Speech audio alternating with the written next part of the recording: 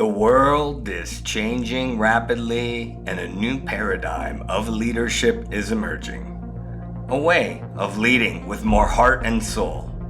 And on this fifth season of the Vulnerable Power Show, we share the practical insights, leading edge skills, and potent wisdom to equip you for this future paradigm unfolding today. Learn from visionary leaders, spiritual entrepreneurs, innovative founders, all who have done the inner work and soul searching to transform and step up into their calling and mission, leading with their vulnerable power. These soulful and heartfelt deep dives will teach you how to develop self-mastery, step into your soul's calling, embrace your gifts and genius, and lead from a service-oriented mindset, so you too can be empowered to do this transformative inner work and step up as the ascending leader you came here to be. Together, let's bring more heart and soul back to leadership around the world. Welcome back, everybody, to season 5 of the Vulnerable Power Show, and what a special opportunity this season. In the second season, I had a soul sister who's in the integrative law movement come on. So we have dabbled on talking about legal leadership. And this season, I've had the opportunity to already interview one sister bringing the spiritual side, and this really remarkable exemplar sitting before me today, today's guest.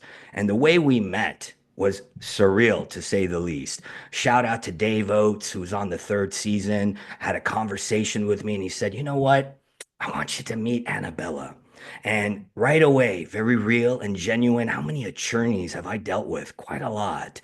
And very few are this authentic to pick up the phone 2 days in a row to get a hold of me and to genuinely lean in.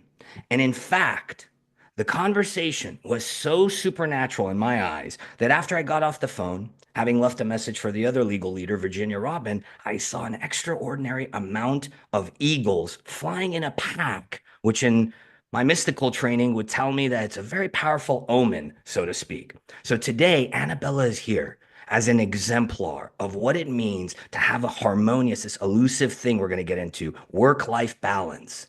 And she's a very good exemplar of what it means to be a legal leader, how we can still be stellar and effective practitioners while retaining our heart and soul. And that's what we're going to get into today, this human side of legal leadership. How do we really bring that forward in a practical way? And so without further ado, Anabella, thank you for your trust. Thank you for being here today. The proverbial, how are you doing? And hello, the greetings and salutations, as they say. Well, I'm happy to be here. And this is like a topic that's near and dear to my heart. Right? I know you, as we're going to unpack today, you've been doing mentorship in the SoCal community. And as I said, everybody more and more, right, is chasing this elusive thing of harmony and work life, especially in our industry. With such dire stats getting worse and worse, burnout, substance abuse, divorce, sadly, suicide, bankruptcies. And as I said, you're a great exemplar of how you've retained your humanness. So I like to begin with the why and backing up to how you even got into the law, the how and why of why you got into the law, because purpose is so important and it follows us. And a lot of practitioners lose their sight of purpose. So what brought you into how you practice and what you do today? If you can back up to there. I Yeah. came in kind of through the back door. My aunt was a legal secretary. And when I was 17 and a junior in high school, I was looking for work over the summers. I needed to make a couple bucks. Went to a few burger places, but they didn't want me because they didn't have a car. And my aunt took me under her wing and said, "Oh, Annabellita, my niece needs a job." And they begged the partners to give me a job. And I started answering the phones. And I basically never left. I was there through high school, college, law school, and then a couple of years after taking the bar, and then got hired away by an opponent, and then came back here to the mothership, as we call it, a number of years later. And I did not intend on practicing law. I intended on, following a fashion career and being a buyer and working for Gucci. But you know what? I couldn't part with the law because there was something about it, the human working with clients, that really called to me. And I felt like, this is something I need to do. And I didn't think I was going to be a lawyer because I thought lawyers are kind of aggressive, sort of jerky people if they were litigators. And I didn't see that as me. And I finally, realized that that is not what it's about. You can be very effective and you don't have to be some kind of big jerk. You can be a nice person. You can be assertive when you need to be. You can be hard when you need to be hard and soft when you need to be soft. And I think every good lawyer is like this that I know. We're definitely going to get into that. There's a lot of notions and taboos, and we're certainly the butt of a lot of jokes in the industry, and sadly so. And as I said to you when we first spoke, that I even had a very high profile executive who met me on the tail end of my career before I went on the sabbatical and pivoted to what I do now. And she said, you need to do your unique selling point, your USP, and your branding as a solopreneur. You know a lot about this marketing side, I'm sure, as we've talked about. And she said, your USP is that you're an honest lawyer. I think I may have mentioned that to you. And the sadness of like, she meant it. She's all like, no, no, and whereas it's encoded right into our ethics that we need to be honest. And sadly, as you said, we're going to touch on bullies and this vulture culture, so to speak. So fashion. And now, can I ask you, do you see a thread? Has a thread of that what your initial passion and how it pivoted, and like Michael Corleone and The Godfather, they kept pulling you back in and you stayed in the law for a long time, in many decades, it sounds like. What is that common thread? How has the passion for the fashion, your why originally, how has that evolved? Or do you see any interconnection? Because I feel a lot of practitioners never have a why, lose sight of their why to go to law school or entering the law. So I'm curious if there was a connection or a thread or breadcrumbs, as it were, to your practice.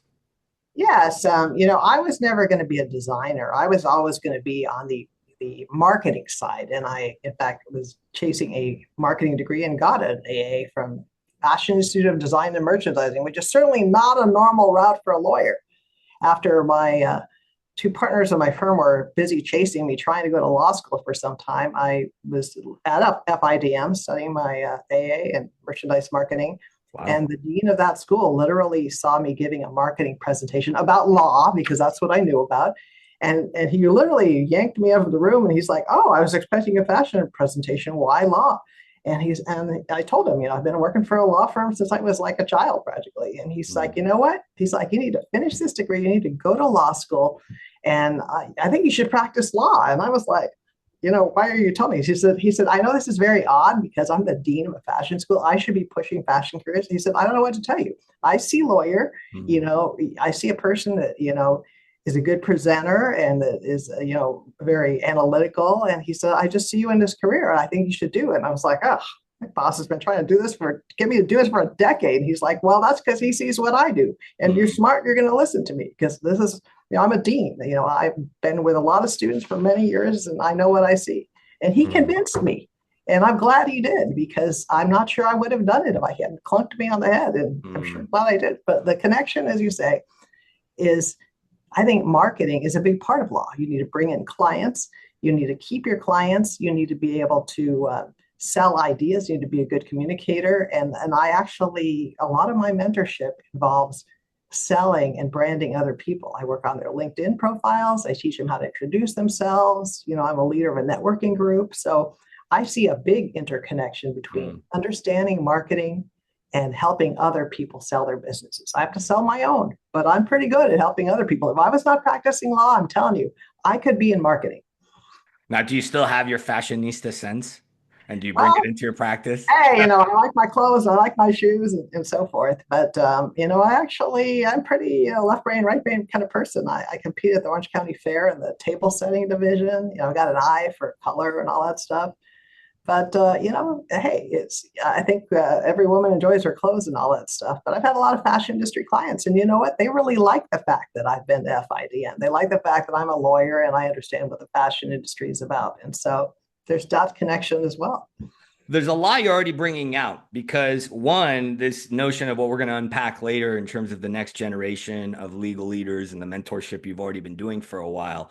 It's others seeing the potential in us, and we're probably going to circle back to that as our role in the civic side. So, a couple of things. I mean, I think a lot of leaders, like myself, I was one of them. They don't see how every, let's say, curveball that life has taken us on the path may actually be a skill that we may use. So marketing definitely seems relevant to law. Do you feel like other practitioners may negate or discount how their prior non-legal skills may blend in? Because it seems like what you're saying, I mean, even now You practice trade law and trademark and trade dress, and very much I see a theme, an axiom underlying this. Do you feel like practitioners discount that every nook and cranny, every curve, every life path can be brought in somehow? There's not an accident, let's say. There's a fortuitousness to it. Does that seem to My be area of the your? law is actually trade secrets and business Mm, litigation. So I don't do IP like that. But I think what is very important when you're marketing yourself as a lawyer or any other business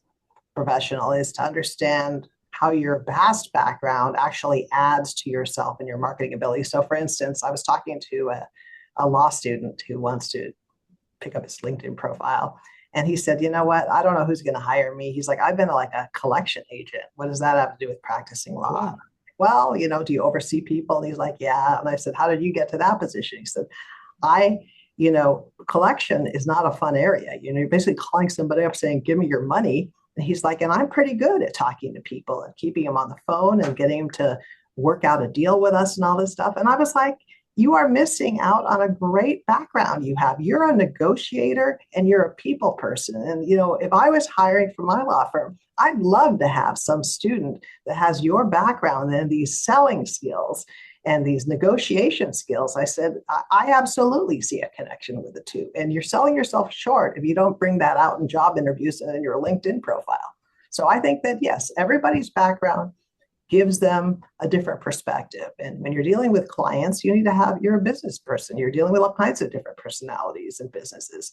The more you understand about other stuff, the better you're going to be as a lawyer.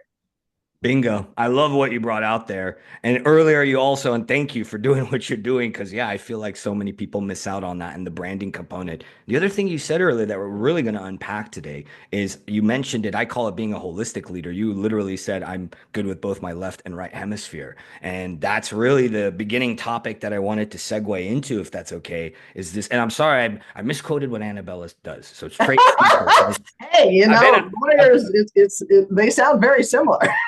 a definite faux pas if you're particular. So the human side of practicing, what does that mean? I mean, this notion of soft skills now in the industry and more coaches and resiliency. And so I see these soft skills, these right hemisphere and left hemisphere skills kind of coming together as listening, empathy, self-awareness, this ability that we're going to unpack a lot of today, which I feel like you have a natural capacity too, of managing yourself, managing your ego and aggression, purpose, which we've already started to unpack, your greater why, other than money and winning, and this ability to be able to manage yourself, self-resiliency or self-care. And I feel like you and I are going to get into this because it's lost in our industry. This notion of you can be a stellar practitioner, you can be effective, you don't have to be a lousy human being, you don't have to be some of these, let's say, but of the joke exemplars that they use in our industry. So I wanted to jump into this because you even mentioned it already. I like working with clients. So when you work with clients, one of the toughest things I wanted to start with is staying centered and calm.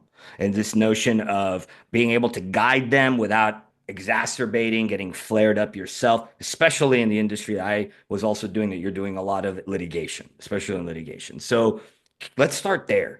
How have you been able to maintain this? And granted, you have said before we recorded, leading up to today, you have a natural capacity. So with that aside, that you're not naturally wired to be a calmer, optimistic person, how have you dealt with that? How have you stayed calm? How have you stayed centered? And how have you been able to guide from that neutrality or equanimity? I think there's too many shows that are out there, like, oh, to be these great litigators, you have to be some kind of hustler and maneuverer, and you're going to work the other side, somehow cheat your way, destroy documents, and win at all costs, and just decimate the other side, and just be this jerk, nasty person. And that's really unfortunate because I find that the better lawyers work things out. I mean, yes, I'm in litigation. My job is to sue people or defend people that are being sued. But the best outcome for my clients often is resolving the matter, right? Mm. And there's a fine balance between you got to be tough enough so that the other side is a little scared of you. I mean, let's face it, you got to be, this is a bit of a chess game. And Yes. so, I'm a nice person, but I am certainly assertive when it comes to my clients' rights. And I think most people, they want to hire somebody that's tough, but that doesn't mean they want to be beat up by their own lawyer. I mean, they expect the lawyer to be assertive with the other side, but when it comes to them, they want some hand holding, a lot of them, and some good advice, and some a person that's calm under pressure, and that's not going to be, they have enough stress. You're Mm, talking about thousands of dollars of money. I mean, maybe to some people, 20, 50, $100,000 is not nothing for them, but litigation is expensive. You're talking about people that have to get a mortgage out on their house, or they've just lost their parts of their business or employees. Something traumatic is happening to them. And the last thing they need is some lawyer that's going to aggravate the situation, to be some yeller, screamer, nutcase. You better have some good soft skills, because the clients are relying on you to be the rock. I see myself, that's me. I'm the rock. We're like polar bear, mom, me with my two cubs. I got them in my hands here. We're gonna go through the jungle together. We're gonna go through the streams, and somehow we're gonna get to trial. But before we get there, sometimes they need some tough love. I got to get them ready for a deposition. They're going to be some guy's going to be in their face grilling them. I've got to make sure that I can prepare them for this. So they're going to get a little tough love, and I'm going to say, you know what, you need to change this, you need to change that, you need to fix this, and blah blah blah. But I'm going to be nice about it. And when it goes up and down, litigation, stressful. There's high points, there's low points, no matter how good a lawyer is. And I've got to get them through it and keep them in one piece, and give them hope that, it's going to work out one way or another to the best of our abilities. And we're going to get through it together. And I believe if I am a good hand holder and I'm a good guide, but I'm tough with the other side, that's what my role is, the guide. That's how I see myself. I learned this because I was licensed very young, and I would say that even if you're not licensed unusually young in your early 20s like I was, I learned this sadly after practicing a while.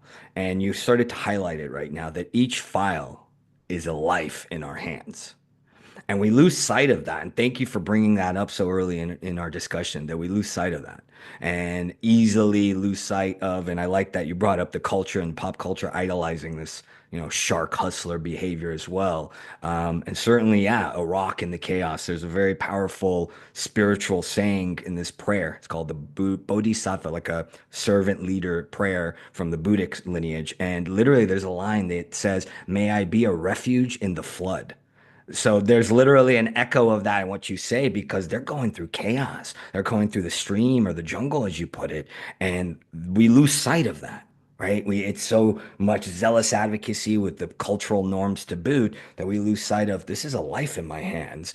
So through this anecdote that you brought up for me, and before we started to talk about recording together, I call it the pale client anecdote when you shared it with me, because I feel like it's, as you are a great exemplar, both in how you've developed these skills and your natural capacities, it's also tried and true. You've been built, right, in this cauldron of being the rock over time. You've been chiseled.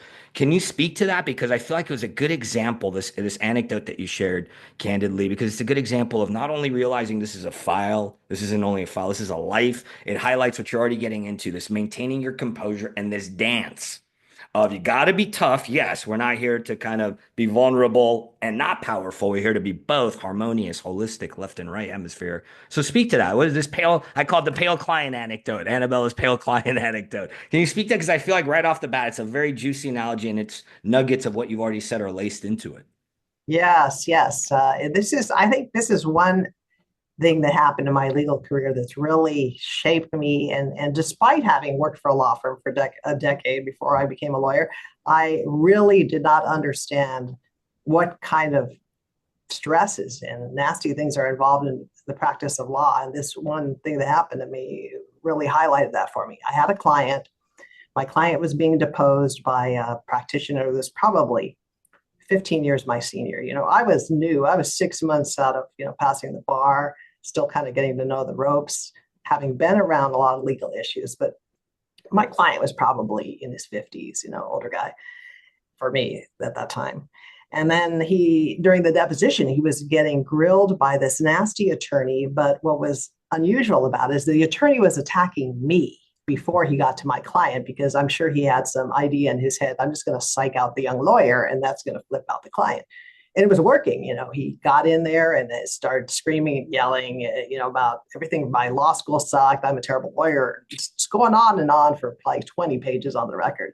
And I was obviously getting very riled up and saying, stop that and blah, blah, blah, blah. But it was continuing on. I didn't have enough experience to know how to stop it. And all I could think about is my client must be thinking I'm a terrible lawyer. It was like me, me, me. That's all I was thinking about. But thankfully, during this little tirade, what was going on, I happened to glance at my client and he was just as white as I had ever seen a person. I mean, he looked so scared.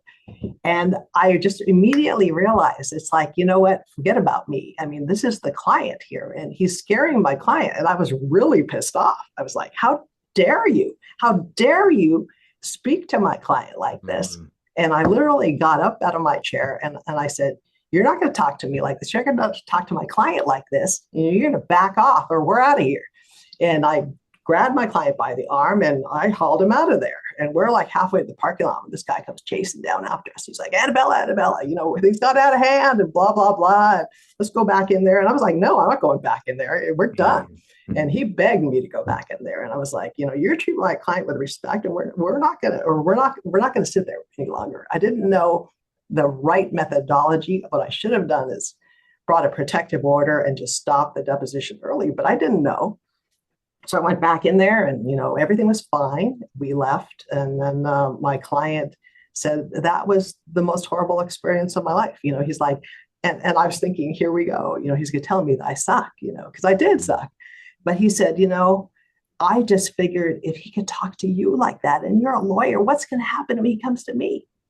He never thought for a second that I didn't know what I was doing or that I could have ended it sooner. He just assumed this is part of the process. And he said, I just never heard a person speak to another person like that. And he said, and then you got up and you got in that guy's face and you just told him to screw off. I was like, did I say screw off? I don't remember saying screw off. He said, no. He said, you never said that. He said, but man, it was like you were a tiger. He's like, you just got up. You got right in his face. Your finger was like 2 inches from his nose. He said, you scared him. He like backed up out of his chair. He looked like you were going to take him on. And he said, and I knew right then it was all going to be okay. You were there for me and I wasn't worried after that. No matter what happened, I knew it was going to be okay. And I was just going, oh my God, I was like hating the way I acted and so disappointed in myself for like weeks. I thought, why am I doing litigation? I have no business doing litigation. I'm a person that likes to get along with people. I don't like to be in nasty fights and doing all this stuff. But, after the next deposition, which was with another attorney, another year later, same guy, same kind of guy. He was a jerk, nasty and whatever. But I was smart by then. And I realized, this isn't about me. So before we got into that deposition, I took my female client. I was like, that's what I get to know. This guy's kind of a jerk. This is like just kind of like little games that attorneys play with each other. I don't want you to get riled up if he's like in my face. He might be in my face. I said, but I'm going to get in his face. And if anything happens, we're out of there. Everything's going to be fine. I want you to know that I don't want you to worry. And that's the way it was. This guy was in my face, like blowing me kisses, and doing just things. And I was just objecting. And then I said, look, counsel, I said, I don't know what you're trying to do here. This is like a let's psych out the young female lawyer. I said, but it's not working. I'm not psyched out. My client isn't psyched out. You're embarrassing yourself. And you got 30 seconds to ask a relevant question or we're leaving. I'll get a protective order. I'll get you sanctioned. I said, so it's your choice. I was very calm about it. I was very nice about it.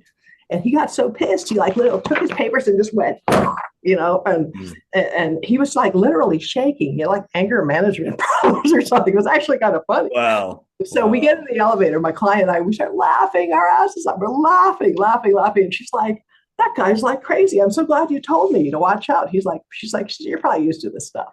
I mean, I was kind of shaken up by it too, but I realized this isn't about me. It's about the client. It's not about me, my ego or whatever else. When it comes down to it, you are the advocate.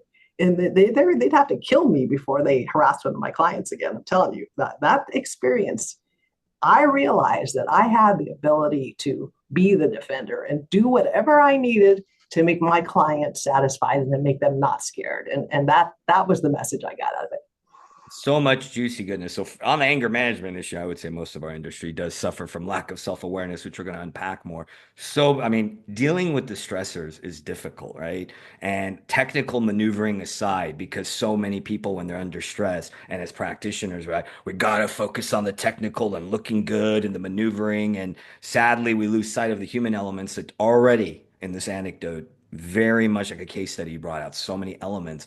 And I would say this ad hominem attack, this Latin for these personal attacks, are very common in our industry. And I sadly, in my youthful exuberance, fell victim to it. And so, right off the bat, you're showing so many different elements to the self-regulation, realizing there's a role I have to play, and all the strategy and everything aside, it's the goals and interests of the client I have to keep in mind. And right there, you're exemplifying that and how what we're going to unpack more practically and granularly how to maintain that composure under stress. Because I feel like that's what our profession loses sight of is all this technical training, left hemisphere, I rack the heaven out of it. What maneuvering do I need to do? So that adds a rigidity to the practitioner that right there, I feel like your first experience, you were able to manage around that. You were able to say, look, let me take a human approach. And I feel like however you do it, and yes, we need to be technically competent and file the protective orders and all this. I feel like we get lost in that. That's why I like this anecdote because, and the second one, that how you matured and didn't get lured in. Well, we're going to start to unpack later when we talk about how you've dealt with the shark hustler, let's call it the vulture bully mentality in law, because I sense there's a soft martial arts training in you, whether you realize it or not. Now, before we get more into the how we disarm, how we engage opponents and maintain that center that you're already bringing out, you're already bringing through authenticity. So much of this early conversation has been staying true to yourself, right? This dealing with stressors, staying true under pressure when we have a tough opponent or a bully or somebody doing ad hominem attacks to play with in our head. There's so much importance to staying true to who we are. And you even said it earlier. I'm a person who likes to get along with people. What am I doing in litigation? So some people say, hey, we got to sell myself out and I got to change who I am or negate who I am. I love how there's an adaptability and authenticity to you. Did you do inner work? What in my industry we call inner work, any of this inner transformational work to get there? Was it a process of trial and tribulation like these experiences that you've already said? How have you maintained this authenticity in spite of the pressure to change? I haven't done any, inner work, as you would call it. I think that it's just, being thrown into the fire and seeing what works and what doesn't work. And I know how to de-escalate a situation, and that's what should happen. It should not be personal between you and an opponent. And yesterday, I was just talking to an attorney I have. We're both on the same side. Our opponent is playing little games and doing some weird stuff. I think part of it is because his client is not cooperating with him and he feels like he's stuck in the middle, and yet he doesn't want to lose face with the client. A lot of discussions in litigation really are centered on how to resolve the case. And there's a lot of personality and personal factors that have nothing to do with the law, but they have everything to do with resolving the case. So if you're a good lawyer, you're going to understand some of the, pain involved, anger involved, and whatever else, and try to figure this out. So this is what we're talking about. Do you think we were talking about, legal issues? No, my opponent, actually the same guy on the same side as I am, we're talking about the opponent and trying to figure out how are we going to get this case resolved? Maybe so and so, maybe he's having a hard time. Maybe he's stuck in the middle. Maybe we should have a talk with him privately and say, hey, you know what? If you really want to resolve this case, you need to give us our documents, because you give us our documents, and then that's going to go a long way towards creating goodwill and opening the door for mediation. You want to mediate it now, but you want to hide the documents from us. So that's not going to work for us. And maybe we should just have a nice talk with him and kind of tell him where we're at. And that might go a long way towards resolving it and not be in front of his client where he's going to lose face. So there's all that kind of psychological stuff. And you may think it's all, oh, who cares about that? Yeah, we care a lot about it, us litigators, because we know that a lot of passions, angers, and other stuff are driving the litigation. It's not all about money. You may think it is, but it's not. And if you can understand a little bit of the psychology behind it, you can build relationships with the opponent. You're still going to be opponents, but that does not mean that you can't, connect on some level for the better good of both your clients, not just my client, but his client too. I would say that's a novel approach. Would you say this approach is very common in our industry? I won't speak for myself. I personally don't think so. I don't think it's that common, but it's not that uncommon either. I try to talk about it with other lawyers, and there's plenty of good lawyers out there that understand this. And, most of us that have been practicing a long time, we understand what's going on here. And of course, you have those lawyers that they don't care whether it's resolved or not. It's like, as long as I paid as much money as possible and I'm making a killing financially. So what happens with a client? You see opponents like this. It's sad, I think, because they're giving a bad name to the whole industry. I mean, I like to make as much money as the next person, believe me, but am I gonna you know sabotage the case so I can't resolve it so that I can just get paid an extra buck? No, I'm not. I mean, I have morals. I care about my reputation, and I care about my clients too much for that. But there are people like that that don't care, and that's sad, actually. Yeah, I mean that you took the word out of my mouth. I mean, staying true to yourself under pressure in an industry that has a high attrition or a high, I call it a sellout rate. Because right here, I mean, you're already demonstrating something that I'm going to actually get more technical into of how you've de-escalated what I was alluding to the audience earlier of the soft martial arts component. I mean, I don't think it's common, sadly, that we get creative, we address the human side. I mean, right there, I mean, I had a neuroscience and psychology background, which is probably why I thrived before I pivoted and went on my sabbatical, because you're talking about addressing the pains, the stressors, you're speaking about ego, fears, the personalities get involved. I was literally writing in my notes as I do when I listen to you all. And you said personality as I was writing personality. I mean, very synchronous timing there, Annabella, because I feel like that is both your natural aptitude, how you've stayed true to who you are and allowed your true essence to come out as a practitioner, and proverbially sharpening the knives of the technical prowess. Because, yeah, sadly, our industry doesn't do that. They don't realize we can be good practitioners, as we keep saying already, and you can keep that core of true to yourself. And earlier you said something else that I feel like is a miss. I mean, all of this is people don't know. People don't know there are that many good lawyers out there. We haven't really brought it to a critical mass of awareness, and the consumers don't know any of this stuff. And earlier you mentioned that so many of my clients, you're already saying your clients, they don't know. We're stewards of a justice system that's already lagging and broken and warped, depending on who you ask. And then they come in and they're like shocked, right? There's all this stress and trauma and this human stuff that we don't appreciate as practitioners. They don't know. Either they've seen one too many CSI shows and they have a misunderstanding of what courtroom, and God rest his soul, Jeff Crivis, one of my teachers from my dispute resolution masters, he's passed away, I heard last year. He used to have a sign, truth this way, leading into his office, truth this way, courtroom this way, right? Most clients don't know that. That's one component. There's so much that they come into this, and we are the only interface they have. And I love how you already addressed that. I forgot to speak to that earlier, how the client has got all this going on. It's not only a file, it's their life. And you're already impeccably showing that we have a duty to do to them, because they're going to be even more traumatized if we let these personalities get involved and we don't de-escalate effectively, as you're already demonstrating. Because there's, Yesterday, there was yeah. a couple of young men that have been really horrible situation. They've really had their company practically taken away from them. Ugh, And the whole discussion was focused on, how they could possibly bring their lawsuit. Is it arbitration and the money? And ultimately, we determined after about an hour, they can't afford to pursue it. That's sadly. just it. And I told them, this is what's going to cost you. And, we have to manage expectations as lawyers. And, the stress that I said, you're angry right now and you rightfully want to bring this lawsuit. I would love to bring it for you.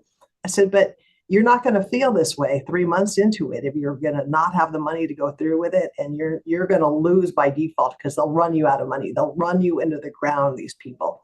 And I said, and I wouldn't be doing my job as lawyer if I didn't point out to you the cost, and not to mention the stress on you. You think litigation is easy, it eats away at you. You emotionally, it takes time from your business. You may be better off spending this time rebuilding the business and letting this go. And that's something that you might have to live with, as sad as it is. Not that I would love to represent you, honestly, but Wow. a lot of talk about money, what they can afford, and all that stuff. And it's sad. There's a little cartoon that has like the lawyer on the side and the client on the side. The lawyer saying, "How much justice can you afford?" It's sad and funny at the same time because it's so true. Because litigation is it costs a fortune, and Oh, wow. not everybody can do it, no matter how right you are. I mean, okay, right there. I mean, I was going to say this quote later, and I'll say it now. It was from my master's as well from Pepperdine. Abraham Lincoln apparently said once, discourage litigation. Persuade your neighbors to compromise whenever you can. Point out to them how the nominal winner is often a real loser in fees, expenses, and waste of time. As a peacemaker, the lawyer has a superior opportunity of being a good person. Now, what's interesting is I used to similarly counsel clients in the way you counseled them because I personally, and you said it somewhat earlier, that it's not only about the money because I used to joke to the client, I meant it. There was a kernel of truth here. If I've done my job effectively, I'm going to put myself out of work, right? Because ultimately you won't need me. You'll develop the savvy as a business owner that you'll know how to maneuver these tactical things. Oh, yes, you'll need a lawyer from time to time, and you're talking about it. You're hitting the nail on the head that I have a thesis, and we spoke about it in these other legal leader episode with Virginia of that there's post-traumatic legal stress disorder, and I intend to do a white paper with a physician later. I personally feel practitioners are going to be surprised at how much wear and tear on their mind, heart, body, and energy system. And we're going to focus right now on what you already brought up, the client. Because outside of the creative lawyering, being a counselor at law, Shapiro calls it in his model of lawyering, the Lincoln quote, however you want to slice and dice it, that we're causing post-traumatic legal stresses or whatever you want to look at it, is we got to be human with them. And I love that this exemplar you brought out right there. And it's a sad conversation to be had. And I'll tell you this candidly. One of our colleagues said this to me, Pro-Am law firm, quarter of the Coy from USC. And he said, if I'm doing my job effectively, it's taking money from my client's pocket into my pocket. And that is, he was joking. That is the sad zeitgeist, the collective understanding of our profession, the cultural norms in our profession that we're here to speak to, bring hope to, and empowerment to, and dispel somewhat as we're already doing. So let's talk about failure. Another aspect of, well, we're touching on listening, we're touching on empathy, self-awareness, soft skills, human side of things. And we brought it up so many times, stress. And what a bigger stress than the fear of failure as a practitioner, whether you're a dispute resolver or a litigator or attorney, however you slice it, everybody has a fear of failure and looking good, let alone, especially in an industry that is this much, let's say, fear oriented, sadly. So, how have you dealt with failure in the sense of the bounce back, let's call it, the maturation as a practitioner that comes with only time and difficulty and failure? How have you dealt with that? How have you bounced back from it? Can you share your experience in your practice with failure and how you've dealt with it as a stressor? Well, this is an adversarial system, right? I mean, someone's going to win, somebody's going to lose. And I don't care how great you are as a lawyer, you're not always going to win. You know, sometimes the facts are completely in your favor and you could lose anyway. Maybe the jury doesn't like your client. Maybe whatever, you know, some crazy judge. Things happen and you don't have control of them. You present your best case, you manage the client expectations. That's a lot of it. So, you know, I don't promise clients I can win everything, and no lawyer should, because you don't know. You don't know what you're going to be able to do. And there's, you know, been hiccups in every case as things go along. You know, you want to win this motion. You realize you have a 50-50 shot. Sometimes you have an 80-20 shot. You make decisions based on sometimes economics, sometimes based on whether you're going to win and lose. But yeah, I think that, you know, I've had cases. I remember one of my earlier cases is like a first year lawyer. I was suing the city of Long Beach. There was this massive like light post thing that fell across the entrance to a freeway, and my clients plowed into it like 40 miles per hour and got very badly injured. And I thought it was this great case. You know, I'm here, gung-ho, new lawyer. But I realized that, you know, there's something that's called immunities. Cities and municipalities have immunities that protect them. And, you know, I couldn't prove that this thing didn't fall down 5 seconds before my clients came along. And I had no case. So here I am all gung-ho about my case and having to crawl to my clients and say, we may not have a case. You know, I should have known this. I should have done all the research before I even took on the case, but I didn't, you know, I didn't miss that. I missed that. There were immunities. I just, whatever.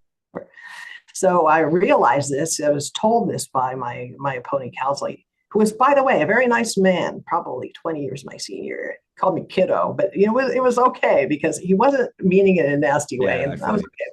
It's like, kiddo, you don't have a case here. We got immunities and you can't prove that thing fell down.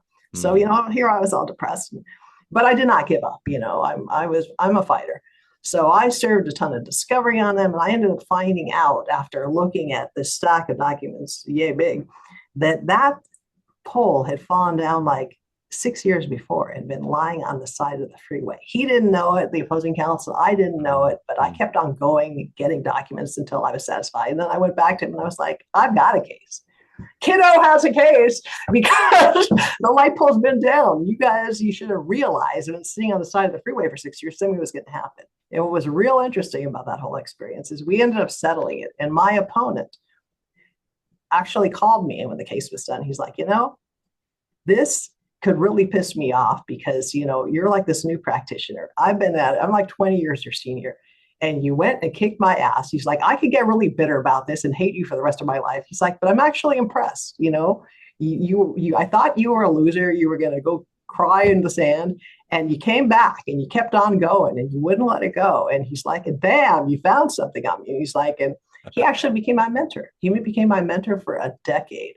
And we had this great, mentor-mentee relationship. It's probably why I feel so strong about being a mentor to others. But, that whole thing, it went to hell, I thought, in a second. And somehow I was able to drag it from the dregs. If I hadn't dragged it from the dregs, it still would have been a good lesson to me. Every lawyer is going to have their setbacks and lose things. And you don't know, they don't teach you in law school everything you need to practice law. And every good lawyer has lost cases. So I think that's part of it. Part of it is you being humble and understanding that, maybe I didn't do such a great job. I'm not the lawyer I was, as a new practitioner. I'm not the lawyer I was last year. Every month, every year, I get better and better. But I'll bet you there's still stuff I have to learn. And I never assume for a second as I sit here that I have all the answers to everything. And I tell my law students I teach, you know what? You're going to crash and burn sometimes. And this is what happened to me. And I think if we share with our students, some of our failures and things that have happened to us and our not so good moments, and they realize that, this is part of the learning process, that they're going to feel like, okay, I don't have to be perfect. I do my best. That's really the benchmark. Are you doing your best? Are you giving your quality work? Do you care about your clients?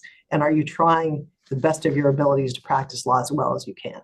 Because it's just going to happen naturally. Over the years, you're going to get better and better. But to have some expectation you're going to be super lawyer and never do anything wrong, that's unrealistic and not fair to yourself or to anybody. Who would have thought that I would be saying humility as a strength? I mean, it seems like that's the undertone of what you're saying, that you've learned from these setbacks, that it's become a strength for you to have that humility. Because, in mediation land, I mean, a lot of the undercurrent also of what you're speaking to, and as a mediator, as a person with a master's in dispute resolution, you have this real expertise and wisdom in you that you're bringing out, that it's about managing the client, it's about managing the process, a lot of things that you don't have to be a mediator, you can be a litigator and an advocate. I think both sides learn this eventually, and it's missing in our profession that you're highlighting. So you have to be able to keep your eyes on the prize. And I love this. Don't have to be perfect. You have to do your best. In fact, my bar exam prep guy was really well known in Southern California, who had a very interesting background in different brain and neuroscience optimization. That was an affirmation he taught us in bar prep, was every day I'm getting better and better. And you're bringing it out in this conversation.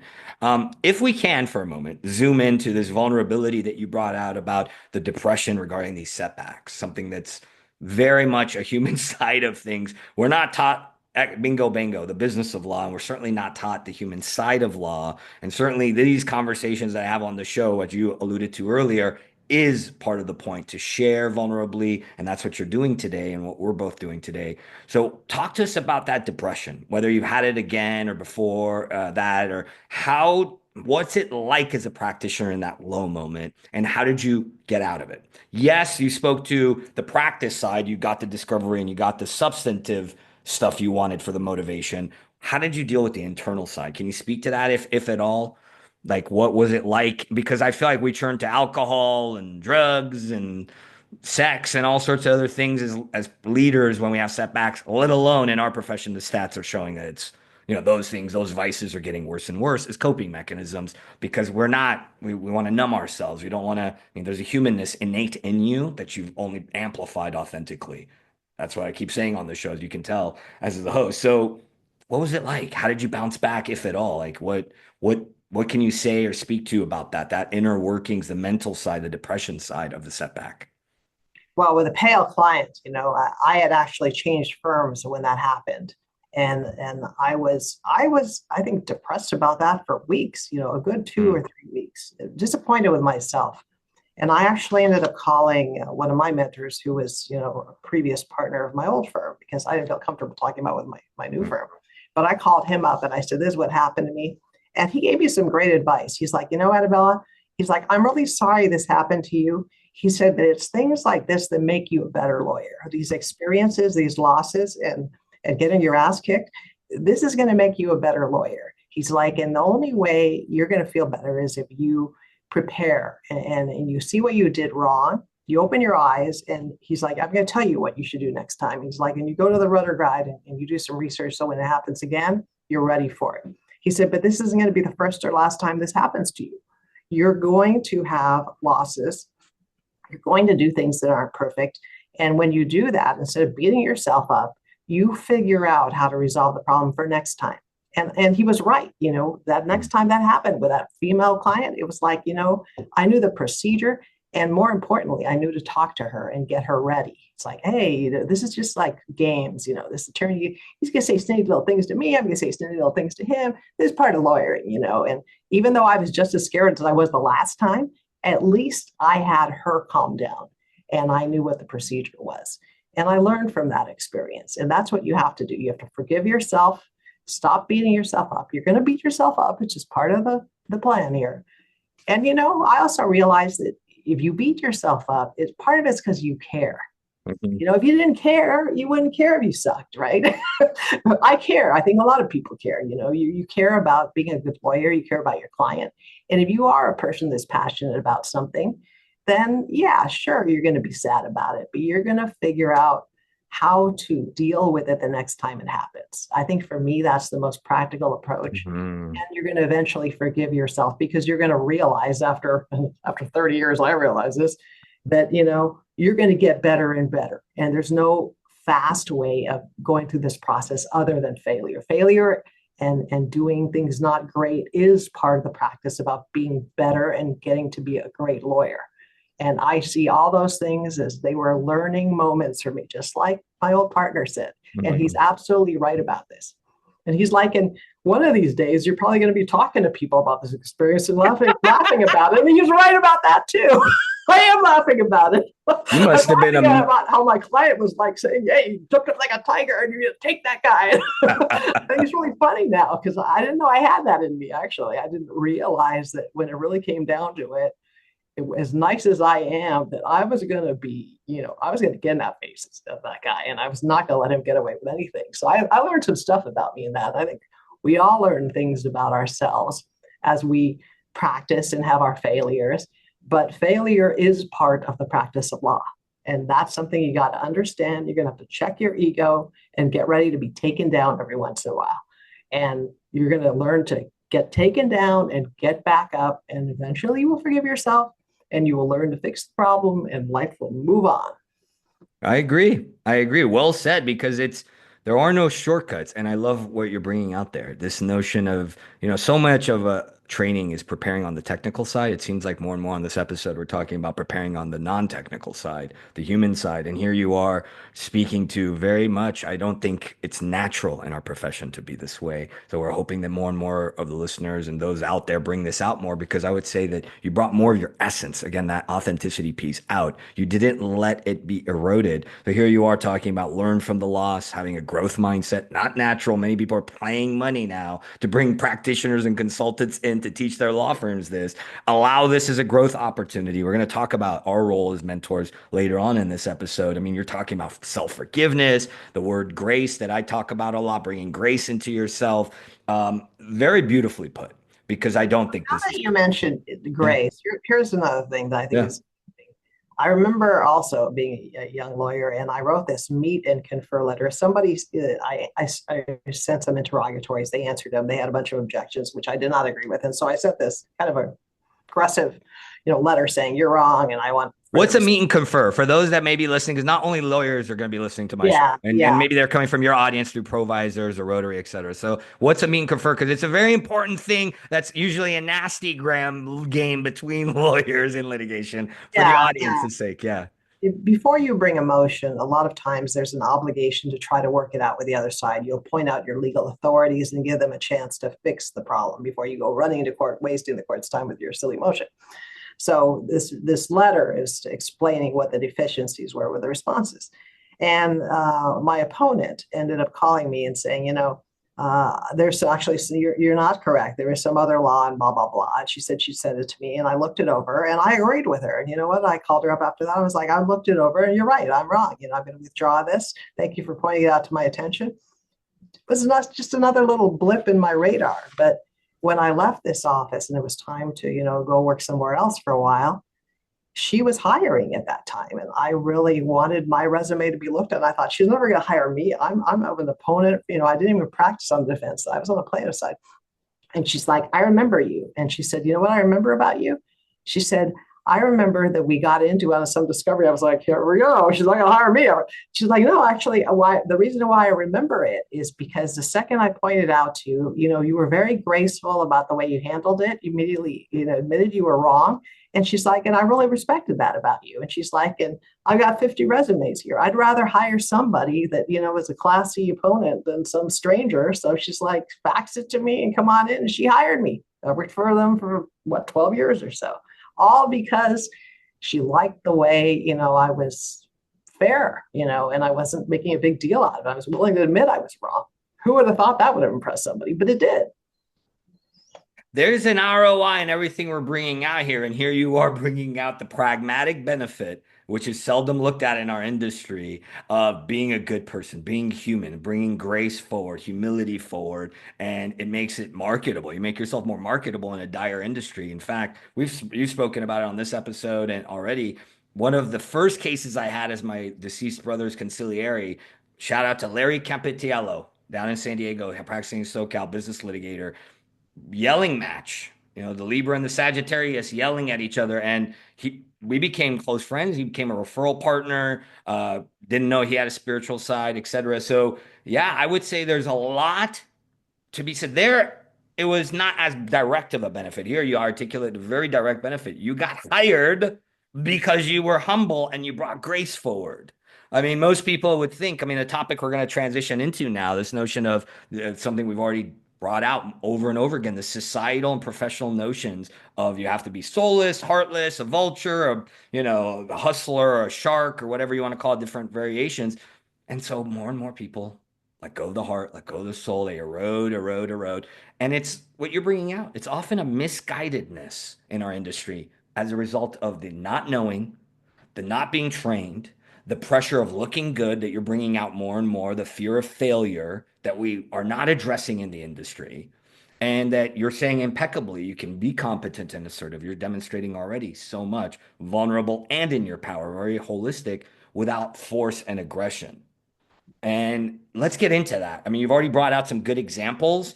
Let's talk more granularly about this notion of what I told you was like a judo flip, this soft martial arts component of you use your enemy's aggression against them, so to speak, not to hurt them, to kind of not waste your energy. How have you dealt with bullies? You've given some really good examples already. If we can get into the granular of how have you managed aggression as in force? How did you differentiate power and force? Whether you know it or not as a technical understanding, how did you deal with that tug and pull of being overly aggressive, which many struggle with in our industry? I think that's being a good lawyer or being zealous. And you've articulated caring is a good thing, passion is a good thing. Let's not hide it, bring it out authentically. Only we end up more in force and unnatural aggression than we do in power and being centered in it. So how can you speak to what you've done to disarm, let's say, the bullies or the aggression, or how have you had to grapple with it yourself? I think you've already spoken to that. Let's talk about how to deal with it when somebody's coming at you, because you've given so many examples already, I feel like. So, how have you dealt with it when it's coming at you? So you stay true to you with this aggression, this force, this interplay of that.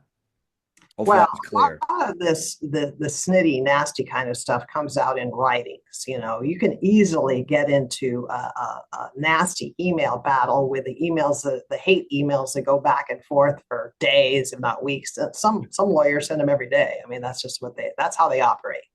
So if you have these kind of people that are just, I call them poison pen types, like they're I finding your like face that. Poison their pen computer, and types. they like, it's like they turn psycho and they start. So I think my first approach is always communication, and it's not through another email back putting them in their place. I'm gonna pick up my phone and say, hey, look, you know what? Maybe my last email was a little overly aggressive. Here's what I'm trying to work out here. Tell me what you need. And I immediately try to take it offline with a snittiness going back and forth.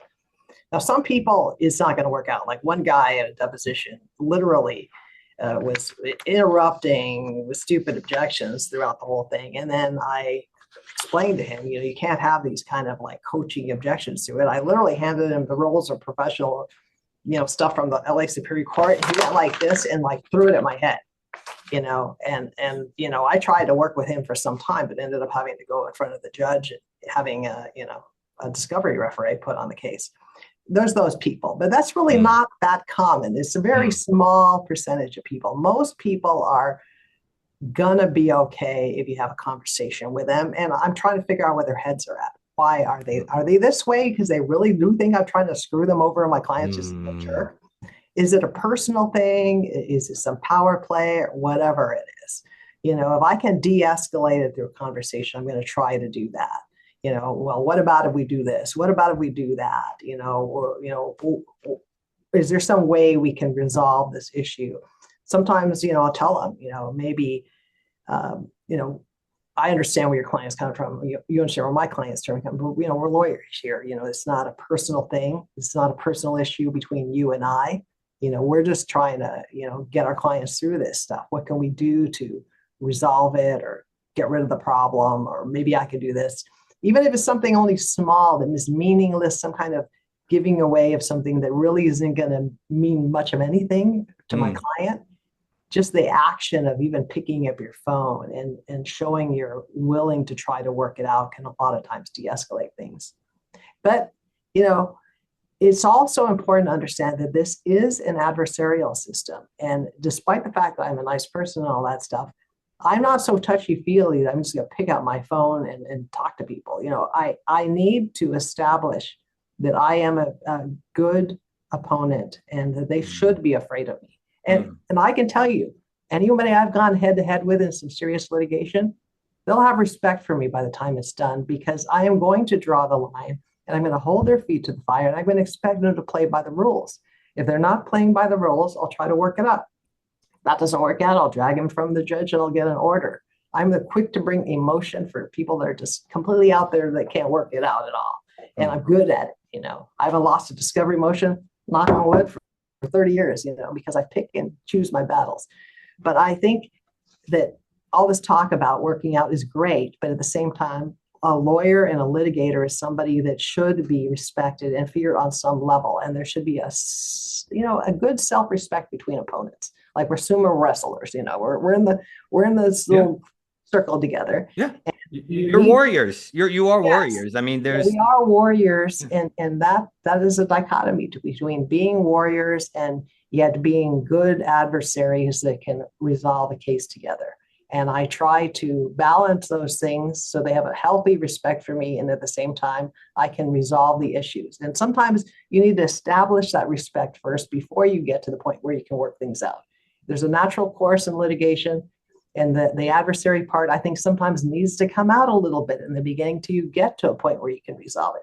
They need to understand that I'm not going to just, bend over like a wilting leaf when they go on attack with my client. I'm going to draw the line, and I'm going to hold their feet to the fire. And I'm going to do it nicely. I'm going to do it professionally, but they're not going to take advantage of me, and they're not going to take advantage of my client. And I get that message across despite being a nice person. And I have to get that message across. And that's an important thing as a litigator for people to understand when they're litigating against me. So they're going to know that, hey, you want to take me on a run for it, go for it, because I am going to be right in there with you, and I'm not going to let up an inch, and I don't.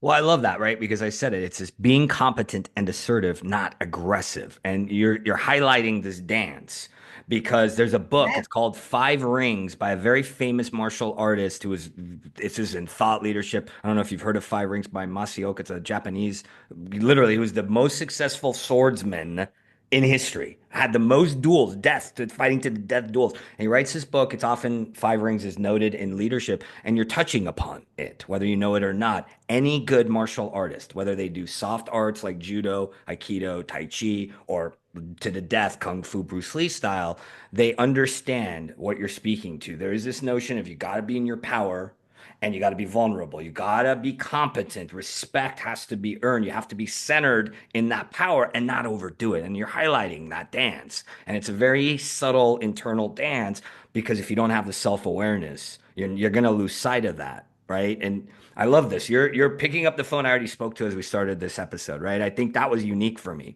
because I've done that myself when I was practicing full time and been met by all sorts of very interesting because it's so novel. I don't think it's typical. They hide behind the nasty grams, this poison pen culture, as you called it, not taking it personally to de-escalate and to distance yourself. You're really speaking to that, which goes to this five rings and this managing self-regulation, the emotional intelligence and wherewithal to be able to distance yourself, not get ensnared. You're definitely over and over highlighting the creativity, exploring options with them, what we call in getting to yes and dispute resolution, digging beneath the surface, understanding what makes them tick, their interests.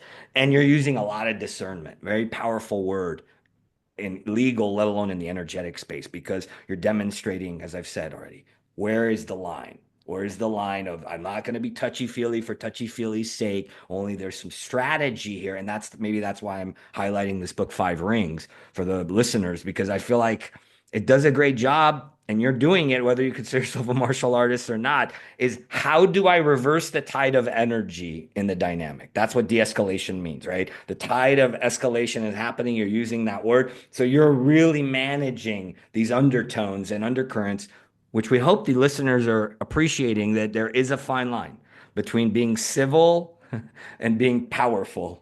And it's not always clean, like you're highlighting. Litigation is messy, the law is messy, life is messy, lines get blurred, and that's that discernment thing. So I love so many ways that you're bringing this forward. Shall we get into this deeper element of how you've dealt with stress in terms of how you've strived to get this work life? I don't like balance, I like harmony, that dance, so to speak. What have you done? Because so much of the industry, as we've said, is chasing this elusive white whale of sanity, well-being, while maintaining a thriving practice. What have been the underpinnings? I know we spoke to kind of get us going on this. It's been service for you, you've mentioned. This is one bucket we're going to get into. Community, I mean, you're touching on it a lot. Mentorship, mentors, whether it was an opposing counsel or not, or your professor. Creativity, I sense you're going to bring that out as well. Let's start playing with these three things that Anabella has used personally, have worked for Anabella to develop that work-life harmony. So she doesn't end up a bad exemplar. She's on the show to be a good exemplar. Yeah. So where do you want to start? Wow. Service, community, or creative outlet? Let's talk about creative outlets. I think Cool. I Just think flipping it's it on its good. head. I like that. This is such an analytical and structural practice, and research driven, and really heavy duty analysis, that sometimes, if you are thinking about your case and all this stuff 24/7, you need a break. Your brain needs a break, and you need to escape it somehow. So I say you do whatever works for you, but my escapes from getting fixated, and I have been up, sometimes 3 in the morning, like what's going to happen with this motion? Blah, I find myself getting all worked up Hey, about if you prick me, do I not bleed? We're not here to insist you're going to be perfect at any point in your practice. You are going to have human moments, right? I mean, we're talking about the human side, so I appreciate you bringing that out. It's Yeah, yeah. well, you're going to fixate on your cases because you care. At least I hope you care. And when that happens, I I find some completely different outlet. I compete at the Orange County Fair in the table setting division. This last year, I won a prize for my what is it? It's those man-eating Little Shop of Horrors. The little Venus flytrap. Yeah, it was, Yeah, yeah. these big Venus flytraps and little Venus flytraps. In fact, people that know me, they do networking with, they're like, "Oh my God, Annabelle, I saw your name with like this man-eating plant. And I can't believe you came up with that, because you're a lawyer and blah, blah, blah." People think, oh, us lawyers, all we do is eat, read, and sleep with our legal books. But if you want to have a normal life and not be fixated on your stressors, you're going to have to find another outlet. I do that. I'm a pianist. Sometimes I'll sit there at the keys and just play for a while. I don't care if there's mistakes or not. To me, it sounds great. Sometimes when it's not even perfect, because it's an outlet. I like dancing, and I do like my community service. I'm very involved in community service, and it's not just because community service. So for instance, before you get to community service, let's just pause on this creative outlet, because it's interesting. It seems to be, to me, we're back to this energetic concept, whether you mean to be saying this or not. It's directing the flow of energy, your focus, putting it elsewhere. And funny enough, before we started in the green room, I quoted the unsavory Matthew McConaughey in Wolf of Wall Street. It seems like that's what we're echoing here is, sorry, it's not PG. It's this notion we spend so much of our time in our head. And we need to learn as practitioners to get out of our head, which is where it seems like this creative outlet has been for you. It's dance and all these things.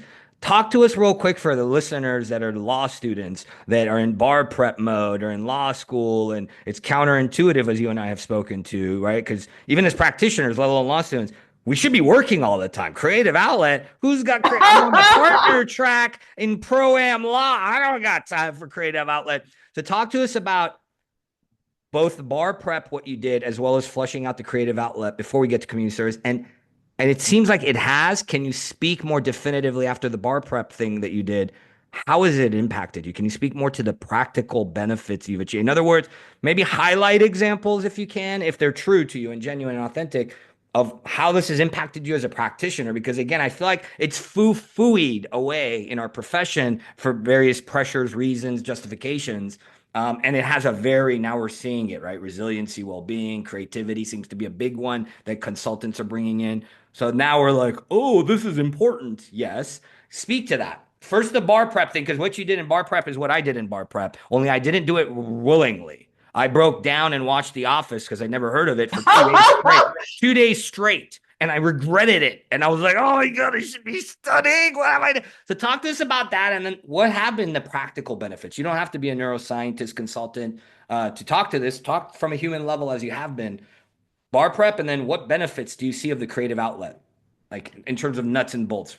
Yeah. Yeah, well, bar prep, you have like this mass amount of information you're trying to stick in your head so you can pass the bar. It seems like never ending, like I'm never going to learn it all.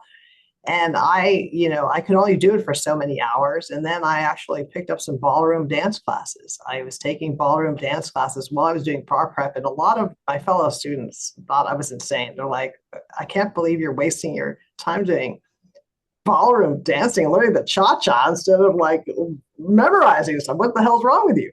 And I told them, it's good for me. When I do this, I can't even think about the law. All I can think about is like what foot goes where and whatever else. And it's my escape. And I found that when I got back into studying some more, then I got back into it 100%. But if I was fixated on it all the time, the stress can just eat you up.